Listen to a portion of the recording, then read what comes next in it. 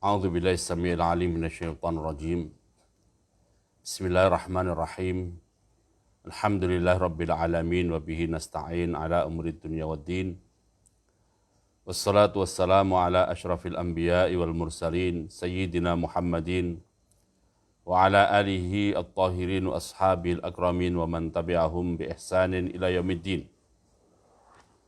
Allahumma 'allimna ma yanfa'una wanfa'na bima 'allamtana innaka antal alim al-hakim. Rabbana zidna ilma warzuqna fahma, Rabbana atina min ladunka rahmah wa hayyi' lana min amrina rasyada. Allahumma hdina li ahsanil akhlaq la yahdi li ahsaniha illa anta wasrif 'anna sayyi'aha la yasrifu 'anna sayyi'aha illa anta. Allahumma ati nufusana taqwaha wa zakkiha anta khairu man zakkaha anta waliyuha wa maulaha. Allahumma rabba Jibril wa Mikail wa Israfil fatiras samawati wal ard alimal ghaibi wa syahada anta tahkumu baina ibadika fima kanu fihi yakhtalifun. Ihdina lima ikhtalifa fihi minal haqqi biiznik fa innaka tahdi man tasha'u ila siratim mustaqim. Allahumma ighfir lana wa liwalidina wa limasyayikhina wa limasyayikhihim wa lil hadirin.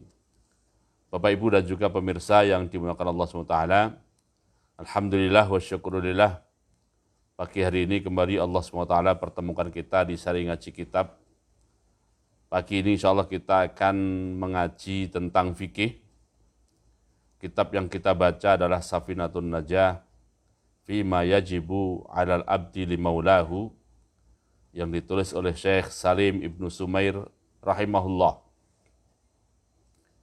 Kita mohon dan berharap pada Allah SWT, semoga pada pengajian fikih di hari ini, Allah SWT berkenan memberikan pemahaman yang baik dan benar kepada kita, dan apa yang kita pelajari, semoga menjadi ilmu yang bermanfaat, fid dini wa dunyal akhirah, untuk diri kita, untuk keluarga kita, dan untuk masyarakat kita. Amin ya rabbal alamin.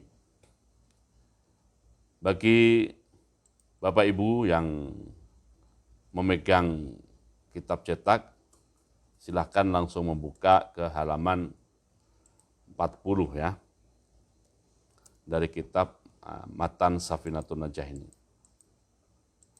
Wa bi sanadi al-muttasili ila Syekh Salim Ibnu Sumair al-Hadrami rahimahullah, qala rahimahullah, faslun, pasal baru ya, pasal baru.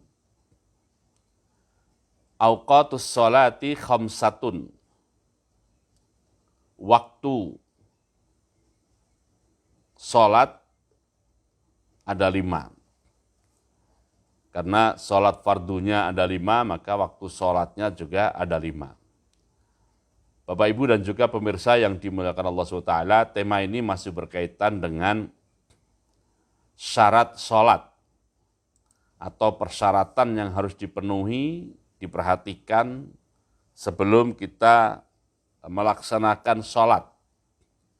Nah, di antara hal yang terkait dengan persyaratan ini adalah memperhatikan waktu pelaksanaan sholat. Waktu pelaksanaan sholat. Karena Allah SWT berfirman ya, innas sholata kanat 'alal mu'minina kitaban mauquta. Sesungguhnya sholat oleh Allah SWT diwajibkan kepada orang-orang beriman, dan sholat itu oleh Allah SWT telah ditetapkan waktunya, Jadi masing-masing dari sholat 5 waktu itu memiliki waktu yang telah ditetapkan dan ditentukan oleh Allah Subhanahu wa Ta'ala. Nah, untuk itulah ya, sebagai orang Islam, sebagai orang beriman ya, yang sudah menyatakan raditu billahi rabba wa bil islami dina, sudah menyatakan Allah diridhoi sebagai Tuhannya, Islam diridhoi sebagai agamanya, dan Nabi Muhammadin sallallahu alaihi wasallam nabiyyan rasulah, telah ridho Nabi Muhammad sallallahu alaihi wasallam sebagai nabi dan rasulnya, ya kita perlu melaksanakan sholat 5 waktu, dan pelaksanaannya terkait dengan waktu yang telah ditetapkan oleh Allah Subhanahu wa taala. Bapak Ibu dan juga pemirsa yang dimuliakan Allah Taala, awqatus sholati khamsatun, waktu sholat ada 5. Awwalu waktu zuhri. Yang pertama adalah awal mula waktu zuhur masuk. Dan ini masih menggunakan bahasa standar ya. Bukan pakai bahasa jam. Bahasa standar. Awal waktu zuhri, awal waktu zuhur itu dimulai dari kapan? Qala Syekh Salim Ibnu Sumair rahimahullah, zawalus syamsi. Awal waktu zuhur dimulai dari zawalus syamsi. Dari matahari sudah mulai bergeser ke sebelah barat. Ke sebelah barat. Oke. Wa akhiruhu, dan akhir waktu zuhur, kapan berakhir? Adalah masiru dhillis syai'i mithlahu ghaira dhillil istiwa. Waktu zuhur berakhirnya kapan? Berakhir adalah masiru dhillis syai'. Saat di mana bayangan sesuatu, mithlahu, sudah seperti sesuatunya, pemilik bayangan. Sudah seperti pemilik bayangannya, ghaira dhillil istiwa'i, selain bayangan posisi istiwa, posisi tegak lurus. Selain bayangan posisi tegak lurus. Ya. Bapak, Ibu, dan juga pemirsa yang dimuliakan Allah Subhanahu wa taala, ya. Apa yang disebutkan di kitab ini, kitab Matan Safinatun Najah Fima Yajibu 'alal 'abdi limaulahu, ini adalah batas awal dan batas akhirnya saja. Batas awal dan batas akhirnya saja. Di beberapa kitab yang lain, waktu zuhur yang mulai dari matahari tergelincir sampai tadi bayangan sesuatu itu sama panjangnya dengan sesuatu pemilik bayangannya, ya kira-kira kalau untuk daerah Khatulistiwa dan sekitarnya seperti Indonesia ini, waktu itu kira-kira 3 jam. Waktu itu kira-kira 3 jam. Ya. Patokannya kalau di daerah Khatulistiwa ini ya jam 12. Terkadang maju, ya, dan terkadang mundur dari 12. Ya. Majunya kadang-kadang bisa sampai, untuk Jakarta ini umpamanya, kadang-kadang bisa sampai 15 menit, mundurnya juga kadang-kadang bisa sampai 15 menit. Tapi patokannya gampangnya saja adalah jam 12 sampai jam 3. Sampai jam 3. Atau lebih tepatnya sampai jam 15. Sampai jam 15.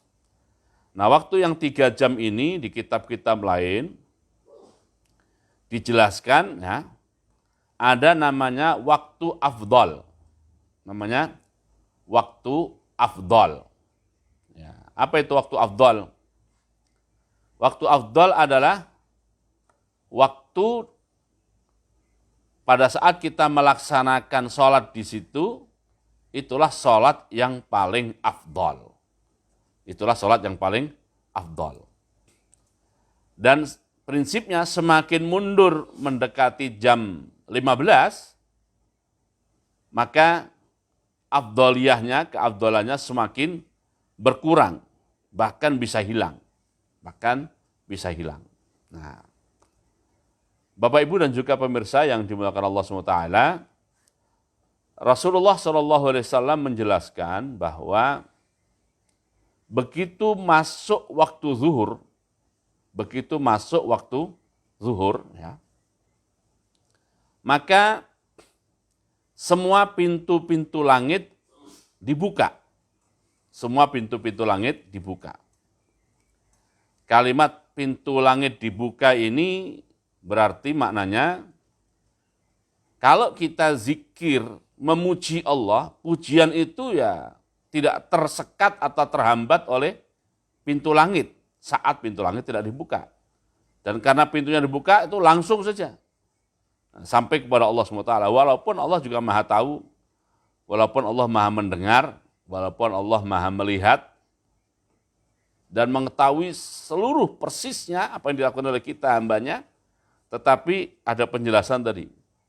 Jadi begitu waktu zuhur masuk, pintu-pintu langit dibuka. Maka tadi segala bentuk zikir, pujian, munajat, permohonan, ya, amal soleh yang kita lakukan, semuanya itu akan naik ke atas, ya, melewati pintu-pintu langit, dan pintu langitnya sudah dalam keadaan terbuka. Itu penjelasan dalam hadis. Nah, karena pintu-pintu langit sudah dibuka, maka disitulah afdoliyah, ya, afdoliyah ke posisi paling utama pelaksanaan sholat zuhur itu terjadi. Nah, semakin mendekati asar atau bahasa jamnya tadi mendekati jam 15, ini pakai standar saja, kadang bisa lebih maju, kadang bisa lebih mundur, maka dikhawatirkan, ya, karena tidak ada keterangan ditutupnya itu kapan, ya, dikhawatirkan pintu-pintu itu sudah mulai ditutup. Oleh karena itu Bapak Ibu dan juga pemirsa yang dimuliakan Allah SWT, kita sebagai orang-orang yang juga ingin selalu mendekat pada Allah SWT, ingin bermunajat pada Allah SWT, ingin menyampaikan sesuatu kepada Allah SWT, kita perlu bersiap-siap mempersiapkan diri sebelum masuk waktu zuhur, agar pada saat waktu zuhur azan dikumandangkan, ya, kita segera positioning untuk melaksanakan sholat zuhur ini. Jadi awal waktu itu oleh para ulama diistilahkan sebagai al-afdal, waktu paling afdal. Ya. Sampai akhirnya nanti ada namanya, ya, kalau sudah mepet ke asar, ya, istilahnya adalah waktu darurat, sudah waktu emergensinya, ya. Darurat duhur, waktu darurat duhur. Kapan waktu darurat duhur terjadi? Ya, yaitu pada saat sisa waktu zuhur untuk melaksanakan sholat zuhur itu tinggal tersisa waktu yang cukup untuk mengucapkan Allahu Akbar saja. Walaupun secara fikih sholat zuhur yang takbirnya itu ada di waktu zuhur, tapi setelah takbir sudah habis waktu zuhurnya masih terhitung sholat ada, bukan sholat qadha, tetapi itu sudah emergensi. Sudah apa? Sudah waktu emergensi, sudah waktu darurat. Ya, jangan menjadi pilihan, ya. Oke. Jadi itu awal waktu zuhur. Jadi manakala kita ambil posisi paling awalnya, maka kita mengambil posisi paling afdolnya, dan itu terkait juga dengan tadi pintu-pintu langit yang dibuka. Sehingga segala bentuk munajat, bentuk doa, permohonan, bentuk amal itu akan menerobos pintu-pintu itu dengan sangat leluasa karena memang pintunya sudah dibuka. Itu awal waktu zuhur. Wa awwalu waqtil asri, dan yang kedua adalah awal waktu asar. Kapan waktu asar dimulai? Idza sara dhillu kulli syai'in mithlahu. Jika bayangan segala sesuatu sudah menjadi seperti sesuatu pemilik bayangan. Nah, menjadi sesuatu pemilik bayangannya. Ya. Wazada qalilan, dan bertambah sedikit. Ya tadi kalau pakai jam itu, kalau kita menggunakan jam, standarnya untuk daerah khatulistiwa seperti Jakarta ini adalah patokannya jam 15. Kadang bisa maju sekitar 15 menit, kadang bisa mundur sekitar 15 menit. Bergantung posisi matahari dalam penglihatan kita. Posisi matahari dalam penglihatan kita ini kan kadang-kadang terlihat seperti di selatan. Jadi pada saat kita melihat ke timur, dan kalau timur lurus itu kita asumsikan adalah jam 12, timur lurus kalau kita asumsikan jam 12, jadi pada saat kita melihat ke posisi angka 12, itu terkadang posisi matahari itu ada di angka 1 atau di angka 2. Kadang-kadang juga posisinya itu ada di angka 11 atau di angka 10.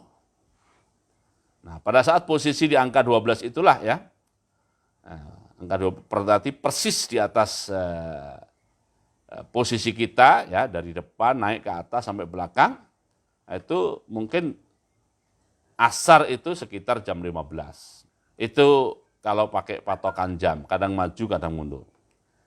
Nah, kalau pakai standar bahasa-bahasa yang alam, bahasa alam ini jamnya jam alam adalah tadi idza sara dhillu kulli syai'in mithlahu. Nah, jika bayangan segala sesuatu, panjangnya bayangan itu sudah sama panjang dengan sesuatu pemilik bayangan. Sudah sama panjang dengan sesuatu pemilik bayangan. Itu ya. Itu awal mula asar, zada qalilan, tambah sedikit lah, supaya ada kelebihannya. Ya. Nah, kapan berakhirnya? Wa akhiruhu, dan akhir waktu asar adalah ghurubus syamsi. Ghurubus syamsi, saat matahari dalam pandangan kita itu telah terbenam. Matahari dalam pandangan kita telah terbenam. Bapak, Ibu, dan juga pemirsa yang dimuliakan Allah SWT, salat asar ini berdasarkan banyak dalil dan juga berdasarkan pendapat para ulama. Dia itulah yang dimaksud oleh firman Allah SWT sebagai as-salat al-wusta. Yang dimaksud oleh Allah SWT sebagai as-salat al-wusta dalam Al-Quranul Karim ya. Di Al-Baqarah ayat 238 Allah berfirman, a'udzubillahi minasyaitonir rajim, hafizu 'alas shalawati was shalatil wusta. Hafizu 'alas shalawati was shalati al wusta. Hafizu, tingkatkan usahamu dalam menjaga. Menjaga apa? Menjaga 'alas shalawati, menjaga pelaksanaan sholat. Menjaga pelaksanaan sholat. Kita diminta untuk meningkatkan usaha kita dalam menjaga pelaksanaan sholat. Kita diminta untuk meningkatkan usaha kita dalam menjaga pelaksanaan sholat duhur, juga pelaksanaan sholat maghrib, juga pelaksanaan sholat isya, juga pelaksanaan sholat subuh. Wabil khususnya adalah wassalatil wusta. Wabil khusus, tingkatkan usahamu, spiritmu, ya kan? Apalagi ya, semangatmu untuk menjaga pelaksanaan sholat asar. Pelaksanaan sholat asar, ya. Al-wusta menurut kebanyakan ulama berdasarkan dalil-dalil yang ada adalah yang dimaksud dengan sholat wusta itu adalah sholat asar. Nah, terkait dengan masalah waktu ini, diantaranya terkait dengan waktu, ya, perintah Allah adalah hafidhu. Adalah apa? Hafidhu. Setelah ha di dalam qiraat kita itu ada alifnya. Hafidhu. Apa itu hafidhu? Nah, hafidhu itu adalah tadi tidak asal menjaga pelaksanaan, tapi ada usaha berlebih. Ya. Ada usaha berlebih. Ada spirit tambahan. Nah, ada semangat yang terus dinaikkan dalam penjagaan sholat itu, termasuk adalah penjagaan pelaksanaannya sesuai dengan waktu, bahkan waktu-waktu afdoliyahnya. Nah, itu sholat asar. Disebut dengan istilah as-salat al-wusta. As-salat al-wusta, ya. Di ayat lain, Bapak Ibu dan juga pemirsa yang dimuliakan Allah Ta'ala, Allah SWT berfirman dan dijelaskan oleh Rasulullah SAW, ya, di antara cara menandai diri kita apakah diri kita ini ada sifat-sifat kemunafikan, itu juga di antaranya terkait dengan pelaksanaan salat asar ini. Di antaranya terkait dengan pelaksanaan salat asar ini, yaitu di surat An-Nisa ayat 142. Di surat An-Nisa 142 ini Allah berfirman, a'udzubillahi minasyaitonirrajim, ya.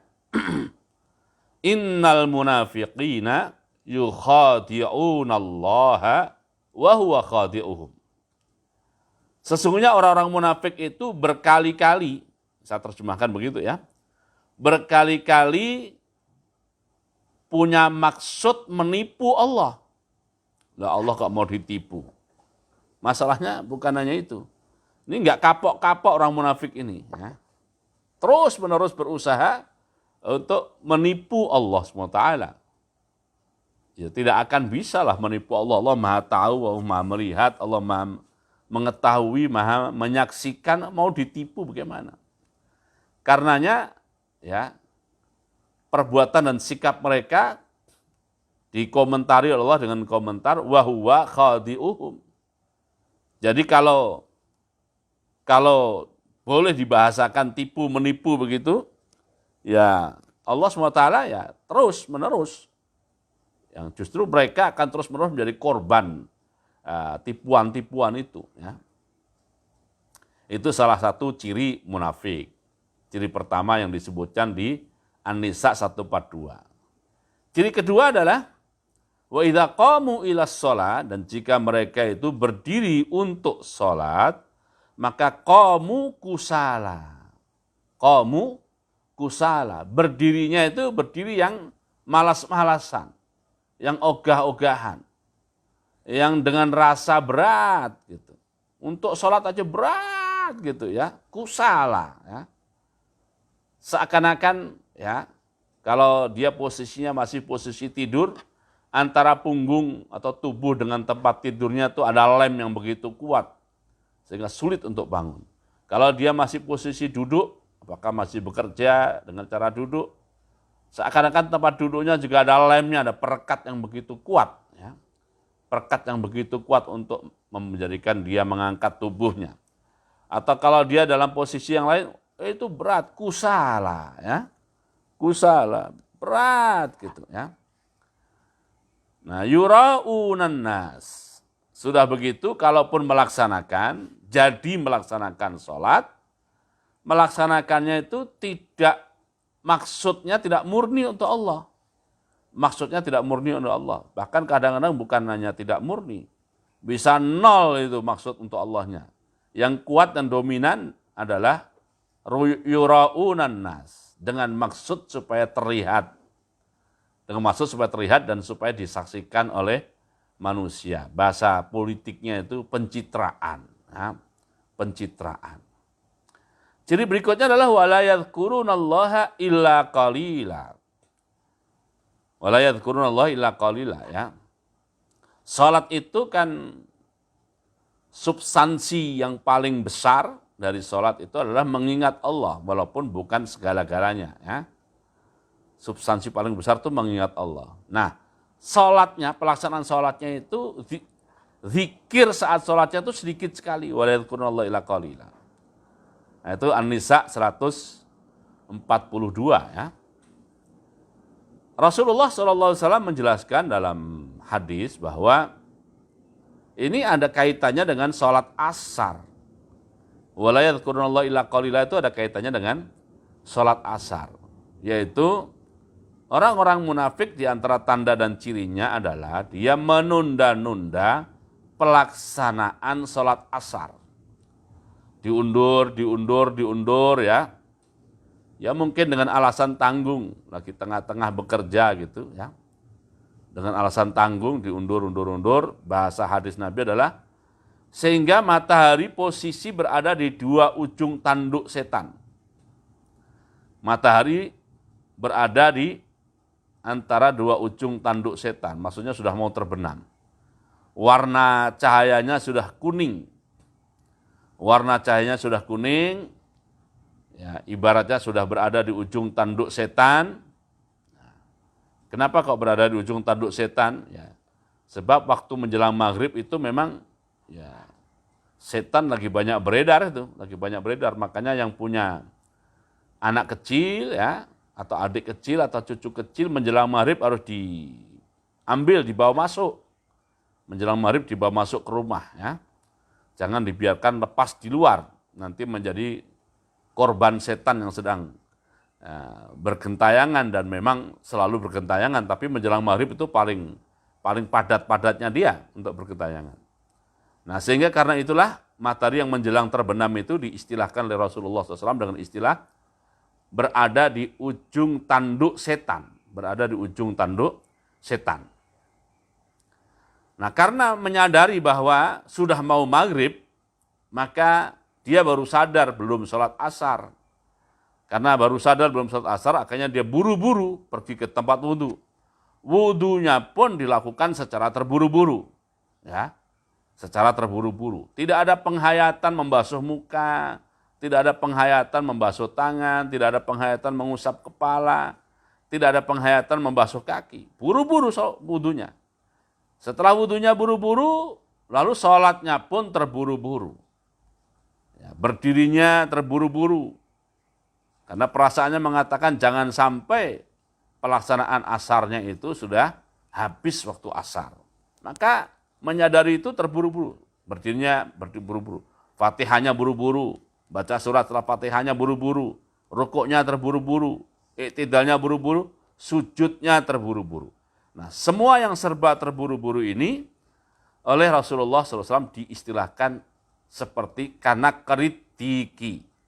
Kanakri adik, seperti ayam jantan yang notol-notol. Nah, menarik nih Bapak Ibu, yang disebut oleh Rasulullah juga ayam jantan. Karena kalau ayam betina notol, itu notolnya itu serius. Notolnya serius, memang untuk mendapatkan makanan, notolnya serius. Tapi kalau yang jantan yang notolnya itu untuk menipu, pura-pura notolnya itu. Notolnya menipu, untuk menipu ayam-ayam betina, seakan-akan dia dapat makanan, ambil manggil-manggil ya, betina-betina supaya pada datang ya. Notolnya menipu, maka notolnya ayam jantan itu lebih cepat daripada notolnya ayam betina. Dan Rasulullah menggambarkan sholat asar yang serba terburu-buru itu seperti perbuatan ayam jantan yang notol-notol makanan, karena keridik. Nah, gambaran wudhu yang serba terburu-buru tadi, ya, juga sholat yang serba terburu-buru tadi, yang seperti ayam jantan yang notol-notol saja, itulah yang dimaksud oleh firman Allah menurut Rasulullah SAW dengan istilah wala yadhkurunallaha illa qalila, dan mereka tidak mengingat Allah kecuali hanya sedikit saja. Nah, ini terkait dengan waktu asar, Bapak Ibu yang Allah Ta'ala. Ya. Juga waktu asar ini pula yang oleh Allah digunakan untuk sumpah. Digunakan untuk sumpah dan menjadi nama surat. Menjadi nama surat, namanya Suratul Asri. Surat Al-Asr. Ya. Jadi surat Asar ini sangat strategis sekali. Strategis sekali karena dia adalah penutup hari. Karena dia adalah apa? Penutup siang hari. Ya, penutup siang hari. Sebagaimana disebutkan oleh Allah dalam Al-Quran, surat Hud ayat 114. Surat Hud ayat 114. Allah berfirman, A'udzubillahi minasyaitonir rajim, wa aqimis sholata tarafayin nahari wa zulafam minal lail. Wa aqimis sholata tarafayin nahar wa zulafan minal lail, ya. Wa aqimis sholat, dan tegakkanlah sholat. Waktunya kapan? Oleh Allah disebut secara khusus dengan bahasa tarafayin nahar, dua ujung siang hari. Ujung awalnya adalah waktu subuh menyambut siang hari, dan ujung akhirnya adalah waktu asar menyambut malam hari. Nah, ini penyebutan khusus ini punya makna. Oleh karena itu asar ini perlu mendapatkan perhatian secara khusus dari kita, Bapak Ibu dan juga pemirsa yang dimuliakan Allah Subhanahu wa ta'ala. Kembali ke kitab Matan Safinatun Najah, ya. Qala Syekh Salim ibn Sumair al-Hadrami rahimahullah, wa awwalu waqtil asri idza sara dhillu kulli syai'in mithlahu wa zata qalilan wa akhiruhu ghurubus syamsi. Wa awwalu waqtil maghribi, qala Syekh Salim rahimahullah al-Hadrami, wa awwalu waqtil maghribi, dan awal waktu maghrib adalah ghurubus syamsi, matahari terbenam. Itu awal waktu maghrib, sekaligus pertanda bagi yang berpuasa mulai dia mengakhiri dia puasanya. Wa akhiruhu, dan akhir waktu maghrib adalah ghurubus syafaqil ahmari, hilangnya mega merah, ya. As-syafaq itu mega, al-ahmari yang berwarna merah. Dan ini adalah waktu yang diikuti oleh ulama-ulama bermadhab Syafi'i berdasarkan al-madhab al-qadim, yang madhab qadimnya Imam Syafi'i. Jadi Bapak Ibu dan juga pemirsa yang dimuliakan Allah SWT, terkait dengan waktu maghrib ini, Imam Syafi'i rahimahullah mempunyai dua madhab. Ada al-madhab al-qadim, madhab lama, yaitu madhab pada saat Imam Syafi'i rahimahullah masih berada di Irak. Dan Imam Syafi'i juga mempunyai namanya al-madhab al-jadid, madhab baru, yaitu setelah beliau rahimahullah berpindah ke Mesir. Setelah beliau berpindah ke Mesir, al-manhaj al-jadid. Tren umum antara madhab qadim dan madhab jadid ini oleh para ulama pengikut madhab Syafi'i, trennya selalu dimenangkan al-madhab al-jadid. Al-madhab al-jadid. Maksudnya, kalau Imam Syafi'i mempunyai madhab qadim dan juga mempunyai madhab jadid, biasanya yang diikuti oleh para ulama pengikut madhab Syafi'i adalah mengambil al-madhab al-jadidnya. Ya. Tetapi ada beberapa masalah, di antara para ulama menghitung ada 11 masalah, kalau saya tidak keliru ya. Itu ulama-ulama pengikut madhab Syafi'i justru menguatkan madhab Syafi'i al-qadim. Yang lama justru, bukan yang baru. Ya. Nah, di antara masalah-masalah itu adalah tentang awal dan akhir waktu maghrib. Dalam madhab al-jadid, saya jelaskan dulu al-jadidnya ya. Dalam madhab al-jadid, menurut Imam Syafi'i, ya, madhab al-jadid itu waktu maghrib dimulai dari matahari terbenam, lalu itu start awalnya, ibarat argo itu start awalnya di situ, ya. Kemudian berapa lama? Tambah waktu untuk berwudu. Kalau mandi ya tambah waktu untuk mandi berarti. Intinya untuk toharah, ya. Bisa mandi, bisa wudu. Lalu mempersiapkan diri menutup aurat. Lalu azan dan iqamat, lalu sholat maghribnya. Ya. Waktu yang cukup secara presisi, ya, untuk berwudu atau toharah, untuk memakai pakaian menutup aurat, untuk azan iqamat, lalu pelaksanaan sholat maghribnya. Begitu salam sholat maghrib, ya, ditambah, ya, begitu salam tambah namanya sholat ba'diyah maghrib 2 rakaat, ya. Nah, maka selesai sholat ba'diyah 2 rakaat, waktu maghrib habis. Waktu maghrib apa? Habis. Ini menurut al-madhab al-jadid. Ya. Jadi tidak ada kesempatan untuk rehat kita. Ya. Itulah Bapak Ibu dan juga pemirsa yang dimuliakan Allah Ta'ala, kajian fikih kita hari ini. Kita tutup dengan doa penutup majelis, ya, dan surat al-asri. Subhanakallahumma bihamdika, asyhadu an la ilaha illa anta astaghfiruka wa atubu ilaik. A'udzubillahi minasyaitonir rajim. Bismillahirrahmanirrahim. wal asri innal insana lafi khusr illa alladziina aamanu wa 'amilus shalihat wa tawashaw bil haqqi wa tawashaw bis sabr. Assalamualaikum warahmatullahi wabarakatuh.